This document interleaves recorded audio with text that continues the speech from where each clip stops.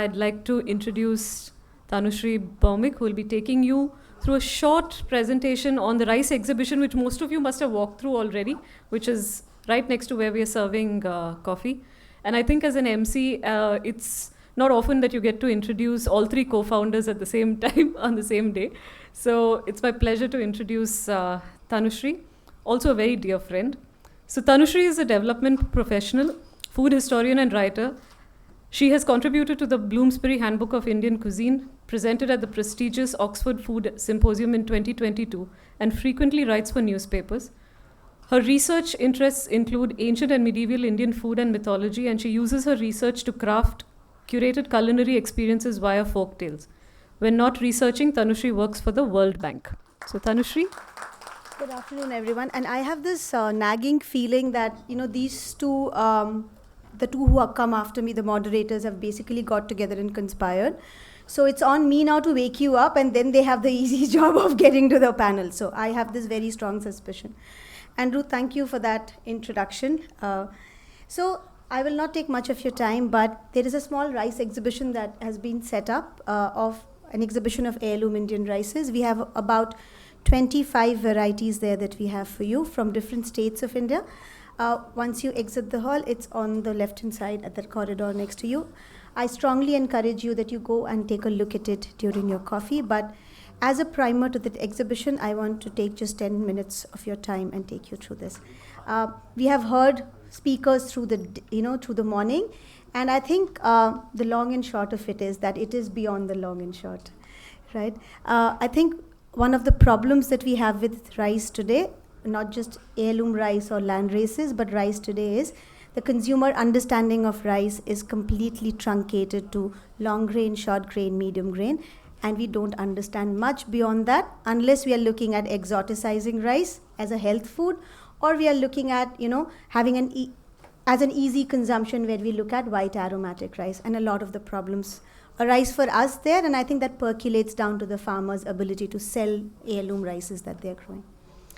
So why are we still talking about rice? We're talking about rice because all said and done, it's the major staple food and one of the mainstays of nutrition across a lot of continents, including, especially Asia, Latin America, and increasingly in Africa.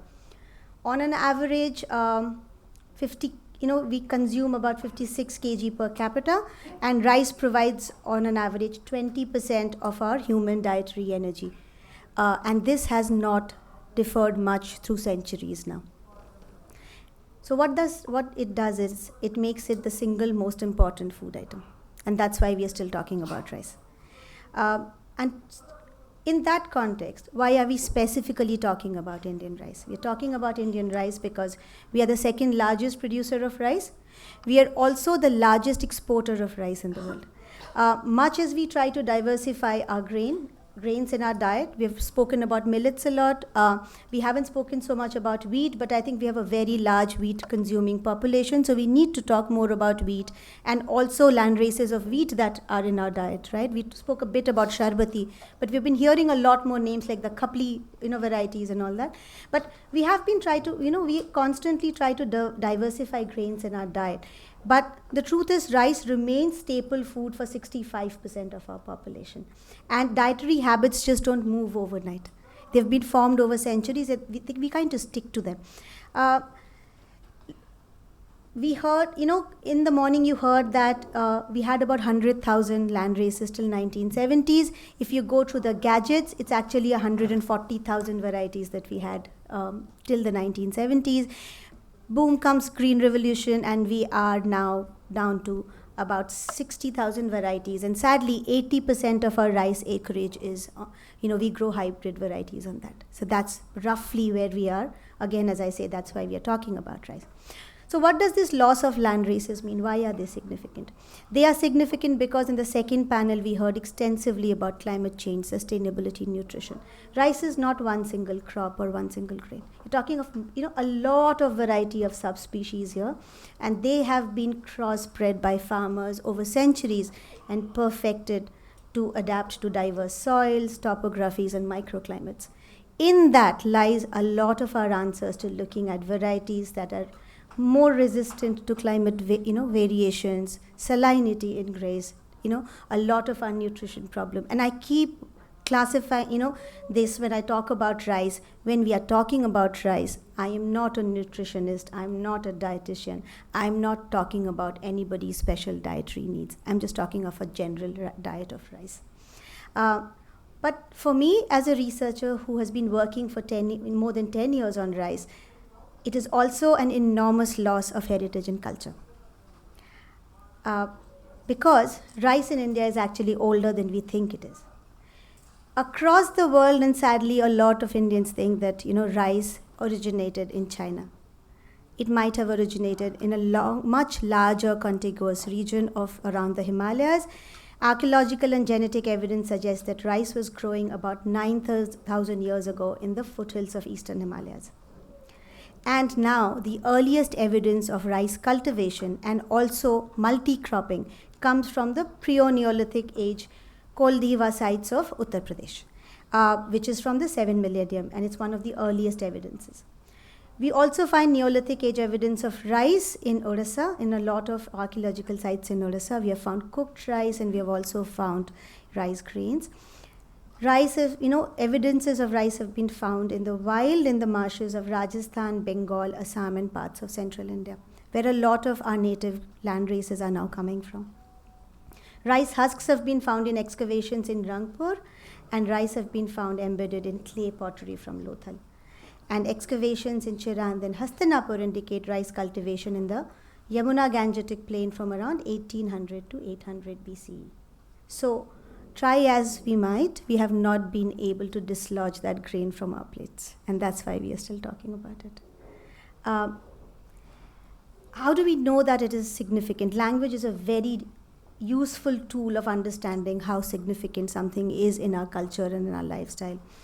The earliest word that we find for threshed but uncooked rice is vari, and we find it in the language of Proto-Dravidians. Interestingly, no Indian current language now has any cognate of that word vari, but we do find it in Persian and Pashto, and also in the Malayan language. One of the earliest Sanskrit words for paddy is vrihi, which first appears in Atharva Veda around 1200 BCE. And then we find the Proto-Dravidian word tant-ulla for husked rice that morphed into the Sanskrit tandula, which is still used in a lot of Indian languages like Bengali, Odia, even in Marathi. Old Indo-Aryans used the word bhakta for meal, which turned into the word bhat for rice. But interestingly, in Odisha and in Bengal, the word bhato or bhat is still kind of interchangeably used with a meal that you have had. We often ask people bhat khecho, which basically means have you had your meal. Do the same in Odisha. Much later, the Prakrit Kaula, which probably evolved from the new Dravidian Kamala or Kavala, meaning rice husked by a pestle, was replaced both vrihi and tandula. Export of rice from the South India to Babylon in the 6th century BC made the Greek borrow the Tamil arisi and turn it into oriza, which is the scientific name of rice today. Interestingly, it's probably much older than that. We find very interesting folklores coming from our indigenous tribes where rice is assigned to be born to feed the moon and the sun. The Biharo tells the story of an old woman who accidentally separated the earth from the heaven by hitting it with the pestle while husking rice. According to the Devar tribal lore, in the mountains of Binj Pahadi lived Ashtang Devi there, goddess who gave birth to the moon and sun and sowed the first 7 grains to feed them: rice, kodo, kutki, kang, sawa, mandia, urda. You recognize a lot of them as the millets that we were talking about, but there is rice and there is urad. As per the coal history of the creation of the world, the art of making rice beer was taught to the first boy and girl, which in turn churned in them the desire for the need to populate the world. And that's kind of the origin story of the world that they say.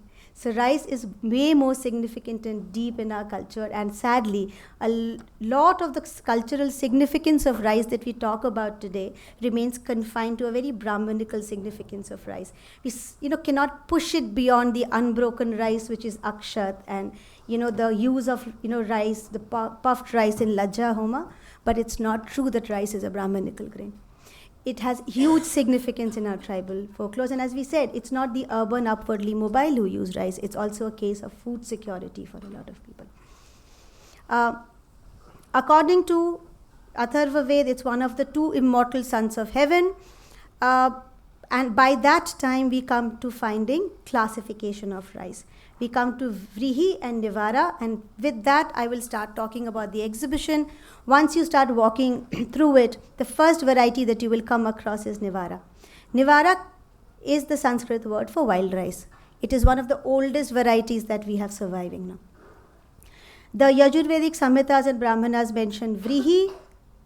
They start classifying it by growing seasons. They talk about Brihi, which was harvested in autumn, Sali harvested in winter, and Shashtika is the 60-day rice which farmers still grow in a lot of the parts of this country. Processed rice products that we use today find mention in the Brahmanas. As I said, Lajja, Homa, and Prithuka, and our imagination kind of remains stuck in this, and we need to push it a little way back.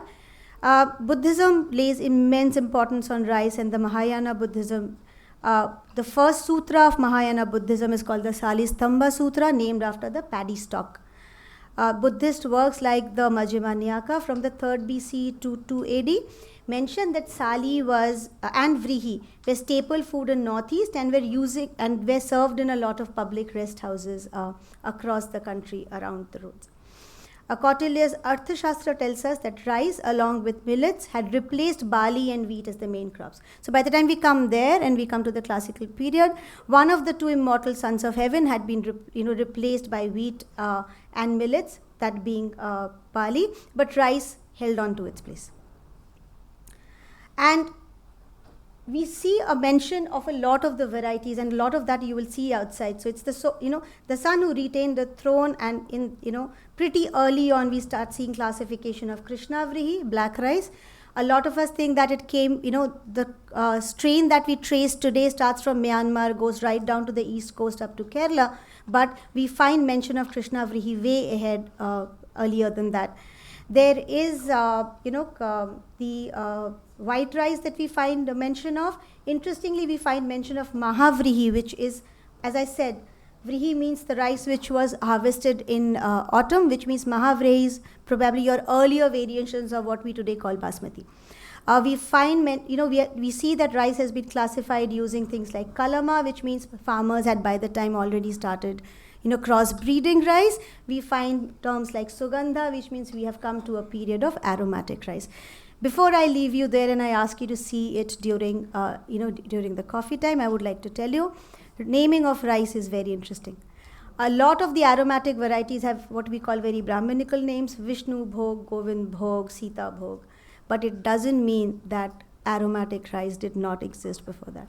When you walk through, you will see that from Mayurbhanj in Odisha comes Pimpuri Basa, and highly aromatic small grain rice. The reason that it is not named in that Brahmanical way of naming rice is not because it is not of high quality or aromatic, but because it was in the custody of tribals, our indigenous tribes. So we need to learn, we need to appreciate rice in many different ways, and we need to look at rice in many different ways. With that, I will not take any more of your time, but I would urge you to walk through it. We will be there if you have any questions when you go to the exhibition, and thank you all for your attention.